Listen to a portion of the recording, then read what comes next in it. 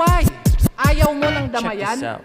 Eh kahit di ako mandamay, panigurado, damayan. Yung impact, dama pa yan. Na di lang to checkmate, dama pa yan. Ang kalalabasan, magdadramayan at magdadamayan sa madadamayan. Kung magdadahilan, eh di dadagdagan ko ba't dadalasan? Putang ina! Sorry, napahaba, nadadala lang.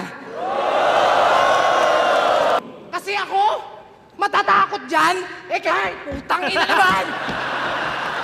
Sino ba hindi matatakot dyan? Mukha kang straight duty kawatan! Pero tama na nga yan. Sa kabila ng mga biro ko at pagpapatawa, biglang naisip ko na, bakit pa? Kung ang pinakamasakit kong insultong pwedeng sabihin sa'yo, si-sharenan ka. Ngayon tatanungin kita, kung mas ikatutuwa mo ba kung di ako magpapatawa? Game!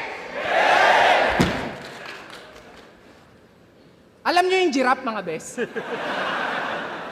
Yung mahaba yung leeg, tapos matatangkad, yung nakikita sa safari forest. O ganito itsura nun kapag kinumpres. My goodness!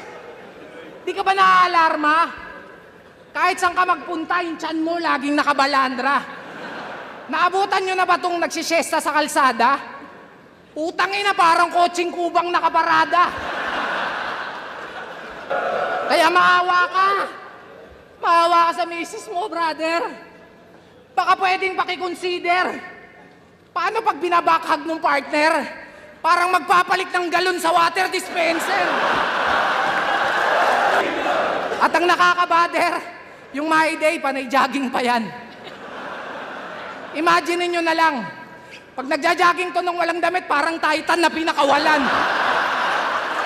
Pero in fairness ha, blooming ka, feeling ko babae yan. Yan ang napapala pag fame whore. Kakahiling mo ng tala, binagsakan ka tuloy ng meteor. Kaya next time, tol, be careful what you wish for. Okay.